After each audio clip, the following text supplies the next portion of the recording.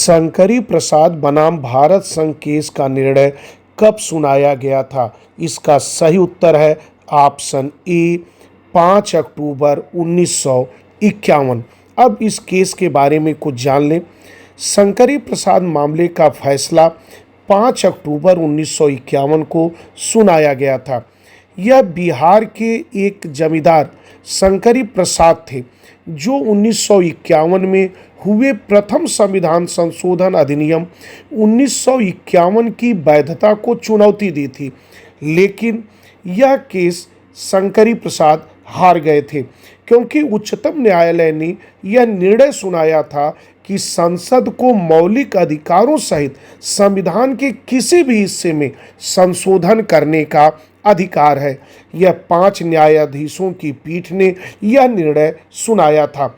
प्रथम संविधान संशोधन द्वारा संसद एक 9वीं अनुसूची संविधान में जोड़ी थी, जिसमें डाले गए विषयों को उच्चतम न्यायालय में उसके विरोध में याचिका दायर नहीं की जा सकती थी, अर्थात उस विषय पर उच्चतम न्यायालय पर कोई सुनवाई नहीं की जा सकती थी।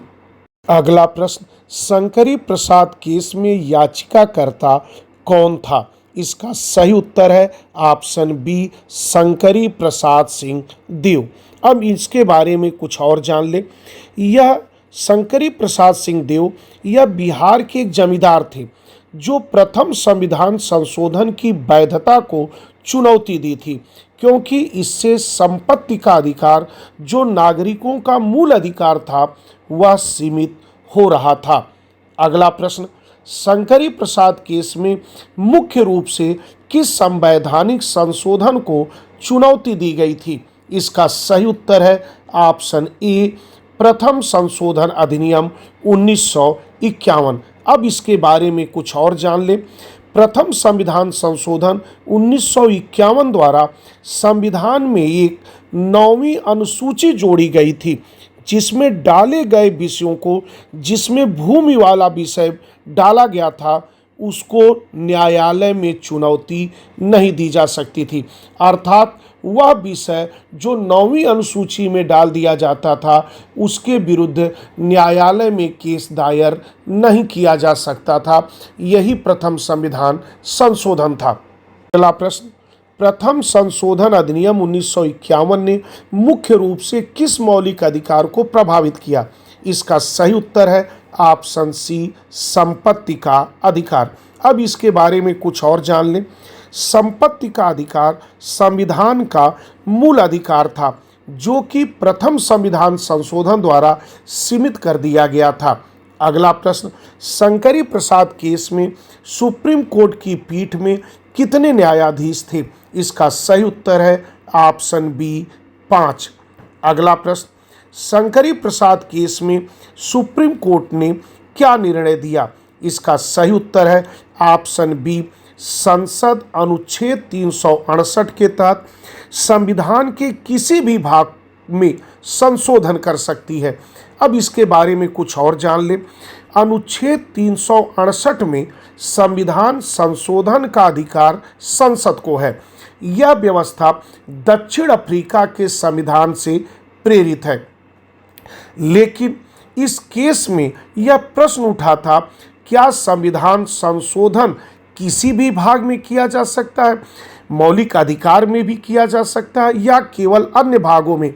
लेकिन इस केस में उच्चतम न्यायालय ने यह निर्णय दिया कि अनुच्छेद 368 के तहत संविधान संशोधन का अधिकार संसद को संविधान के किसी भी भाग में है, चाहे वह मूल अधिकार ही क्यों ना हो। अगला प्रश्न, शंकरी प्रसाद केस का संदर्भ क्या था? इसका सही उत्तर है ऑप्शन ए जमींदारी उन्मूलन और भूमि सुधार। अब इसके बारे में कुछ और जान लें। प्रथम संविधान संशोधन 1951 में किया गया था। इसके बाद हर राज्यों ने अपने जमींदारी उन्मूलन अधिनियम को लाई, जिसके तहत जमींदारों से भूमि लेकर भूमिहीनों में बांट दी गई। इसी को भूमि सुधार के नाम से जाना जाता है। अगला प्रश्न, शंकरी प्रसाद केस में सुप्रीम कोर्ट के निर्णय की अध्यक्षता किसने की? इसका सही उत्तर है ऑप्शन बी, हीरालाल कानिया। अब इसके बारे में कुछ जान लें। यह शंकरी प्रसाद का केस 1951 का है और हम जानते हैं कि उच्चतम न्यायालय के प्रथम न्यायाधीश हीरालाल कानिया थे, जिनका कार्यकाल 6 नवंबर 1951 को उनकी मृत्यु के साथ ही समाप्त हुआ और इस केस का निर्णय 5 अक्टूबर 1951 को आया था। इस आधार पर हम कह सकते हैं कि उस समय मुख्य न्यायाधीश हीरालाल कानिया थे। अगला प्रश्न, शंकरी प्रसाद केस में सुप्रीम कोर्ट ने अनुच्छेद 13 के बारे में क्या कहा? इसका सही उत्तर है ऑप्शन बी, यह संविधान संशोधनों पर लागू नहीं होता। अब इसके बारे में कुछ और जान लें। पहले हम यह जान लें कि अनुच्छेद 13 यह एक मूल अधिकार है, क्योंकि मूल अधिकार का उल्लेख भाग 3 में अनुच्छेद 12 से 35 तक है। अब ये जानें कि अनुच्छेद 13 में क्या कहा गया है।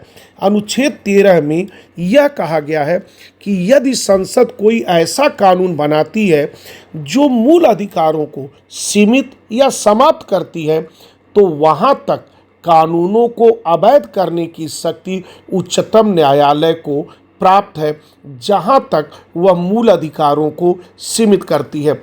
लेकिन शंकरी प्रसाद के केस में उच्चतम न्यायालय ने कहा कि अनुच्छेद 368 के तहत संसद मूल अधिकारों को भी सीमित कर सकती है, अर्थात उसमें संशोधन कर सकती है।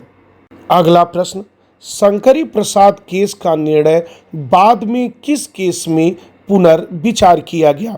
इसका सही उत्तर है ऑप्शन बी, गोलकनाथ केस 1967 में। अब इसके बारे में कुछ और जान लें। शंकरी प्रसाद के बाद एक केस सज्जन सिंह बनाम राजस्थान राज्य आया था, लेकिन उसमें भी उच्चतम न्यायालय ने वही निर्णय दिया था जो शंकरी प्रसाद में दिया था। लेकिन 1967 में जो केस गोलकनाथ बनाम पंजाब राज्य में आया था, उसमें उच्चतम न्यायालय ने अपने निर्णय को बदल दिया था। अगला प्रश्न, शंकरी प्रसाद केस में सुप्रीम कोर्ट ने अनुच्छेद 31A और 31B की वैधता के बारे में क्या कहा? इसका सही उत्तर है ऑप्शन बी, दोनों वैध है। अब इसके बारे में कुछ जान लें। यह अनुच्छेद 31A और 31B यह दोनों अनुच्छेद संपत्ति के अधिकार को सीमित करते थे, लेकिन उच्चतम न्यायालय ने इसे दोनों को वैध माना। अगला प्रश्न, शंकरी प्रसाद केस का मुख्य विवाद किसके बीच था? इसका सही उत्तर है ऑप्शन सी, संपत्ति का अधिकार बनाम भूमि सुधार। अगला प्रश्न, शंकरी प्रसाद केस में सुप्रीम कोर्ट ने किस अनुच्छेद को संशोधन की शक्ति का आधार माना? इसका सही उत्तर है ऑप्शन सी, अनुच्छेद 368। अगला प्रश्न, शंकरी प्रसाद केस में सुप्रीम कोर्ट ने संसद की शक्ति को किस रूप में देखा? इसका सही उत्तर है ऑप्शन बी, पूर्ण शक्ति। अब इसके बारे में कुछ जान लें। क्योंकि संसद को यह अधिकार दिया गया था कि वह संविधान के किसी भी भाग में संशोधन कर सकती है, इसलिए हम यह कह सकते हैं कि यह संसद को पूर्ण शक्ति प्रदान करती है। अगला प्रश्न, सज्जन सिंह केस का महत्वपूर्ण योगदान क्या था? इसका सही उत्तर है ऑप्शन बी, संसद की संशोधन शक्ति की पुष्टि। अब इसके बारे में कुछ और जान लें। सज्जन सिंह केस यह राजस्थान राज्य से संबंधित है। राजस्थान के एक जमींदार सज्जन सिंह थे। उन्होंने भूमि सुधार कानूनों की न्यायिक समीक्षा से बचाने के लिए लाए गए 17वें संविधान संशोधन को यह तर्क देते हुए चुनौती दी थी कि वह संविधान के मूल आत्मा का उल्लंघन करती है। इसका फैसला 30 अक्टूबर 1964 को आया था। यह 5 न्यायाधीशों की पीठ थी। इसके मुख्य न्यायाधीश PB गजेंद्र गढ़कर थे। 17वां संविधान संशोधन क्या था? अब इसके बारे में कुछ जान लें तो 17वां संविधान संशोधन 1964 में लाया गया था। इसका मुख्य उद्देश्य भूमि सुधारों से संबंधित कानूनों को 9वीं अनुसूची में शामिल करना था ताकि उन्हें न्यायिक समीक्षा से बचाया जा सके।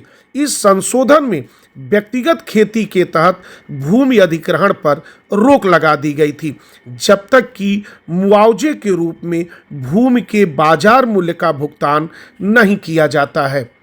अगला प्रश्न, सज्जन सिंह केस में अनुच्छेद 13 के संबंध में क्या निर्णय लिया गया? इसका सही उत्तर है ऑप्शन बी, यह संविधान संशोधनों पर लागू नहीं होता। अब अगला प्रश्न, इस केस में कौन से दो न्यायाधीशों ने असहमति जताई थी? इसका सही उत्तर है ऑप्शन ए, जस्टिस हिदायतुल्ला और जस्टिस मुधोलकर। अब इसके बारे में कुछ और जान लें। सज्जन सिंह के केस में 5 न्यायाधीशों की पीठ थी जिसका निर्णय 3-2 के बहुमत से सुनाया गया था। इसमें न्यायाधीश PB Gajendragadkar, J R. Mudholkar, K N. Wanchoo, Mohammad Hidayatullah और रघुबर दयाल थे, जिसमें 2 न्यायाधीशों ने इस निर्णय का विरोध किया था जिसके नाम मोहम्मद हिदायतुल्ला और जे.आर. मुधोलकर थे। अगला प्रश्न, सज्जन सिंह केस में सुप्रीम कोर्ट ने 9वीं अनुसूची के बारे में क्या कहा? इसका सही उत्तर है ऑप्शन बी, इसे संवैधानिक माना और इसकी वैधता बरकरार रखी। अगला प्रश्न, सज्जन सिंह केस का संदर्भ क्या था? इसका सही उत्तर है ऑप्शन ए, जमींदारी उन्मूलन और भूमि सुधार। अगला प्रश्न, सज्जन सिंह केस का निर्णय बाद में किस मामले में पुनर्विचार का विषय बना? इसका सही उत्तर है ऑप्शन बी, गोलकनाथ केस। अगला प्रश्न, सज्जन सिंह केस में असहमति जताने वाले न्यायाधीशों ने क्या तर्क दिया? इसका सही उत्तर है ऑप्शन बी, संविधान की मूल संरचना को संशोधित नहीं किया जा सकता है। अब इसके बारे में कुछ और जान लें। सबसे पहले इसी सज्जन सिंह के केस में मूल ढांचे अर्थात संरचना का नाम आया था, लेकिन यह पूरी तरह से सत्यापित केशवानंद भारती केस में किया गया था। अगला प्रश्न, सज्जन सिंह केस में सुप्रीम कोर्ट की पीठ की अध्यक्षता किसने की? इसका सही उत्तर है ऑप्शन बी, जस्टिस गजेंद्र गढ़कर। अब अगला प्रश्न, सज्जन सिंह केस ने भविष्य के किन महत्वपूर्ण मामलों के लिए आधार तैयार किया? इसका सही उत्तर है गोलकनाथ और केशवानंद भारती। अब इसके बारे में कुछ जान लें। इसके बाद जो 2 केस आए, गोलकनाथ और केशवानंद भारती, इन दोनों केसों में इसके पहले जो 2 केस आए थे, शंकरी प्रसाद और आपका सज्जन सिंह वाला, इन दोनों के इतर निर्णय इन दोनों में सुनाया गया था। अगला प्रश्न, सज्जन सिंह केस में सुप्रीम कोर्ट ने किस पूर्व केस के सिद्धांत को दोहराया? इसका सही उत्तर है ऑप्शन बी, शंकरी प्रसाद केस। अब इसके बारे में कुछ और जान लें।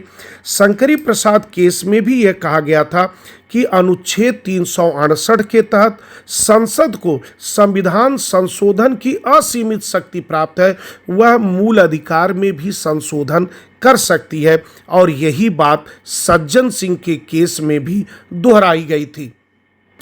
अगला प्रश्न, सज्जन सिंह केस में सुप्रीम कोर्ट ने अनुच्छेद 368 के बारे में क्या कहा? इसका सही उत्तर है ऑप्शन बी, यह संसद को असीमित संशोधन शक्ति देता है। अब इसके बारे में कुछ और जान लें, क्योंकि इसमें उच्चतम न्यायालय ने कहा था कि संसद को संविधान के किसी भी भाग में संशोधन करने की शक्ति है। इस आधार पर हम कह सकते हैं कि उसने संसद को असीमित शक्ति प्रदान कर दी थी। अगला प्रश्न, सज्जन सिंह बनाम राजस्थान राज्य केस का निर्णय कब सुनाया गया था? इसका सही उत्तर है ऑप्शन ए, 30 अक्टूबर 1964।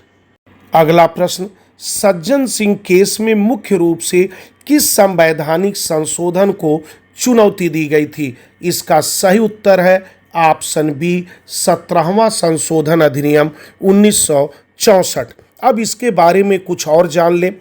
17वां संविधान संशोधन 1964 में आया था। इसका मुख्य उद्देश्य भूमि सुधारों से संबंधित कानूनों को 9वीं अनुसूची में शामिल करना था ताकि उन्हें न्यायिक समीक्षा से बचाया जा सके। इस संशोधन में व्यक्तिगत खेती के तहत भूमि अधिग्रहण पर रोक लगा दी गई थी जब तक कि मुआवजे के रूप में भूमि के बाजार मूल्य का भुगतान नहीं किया जाता है।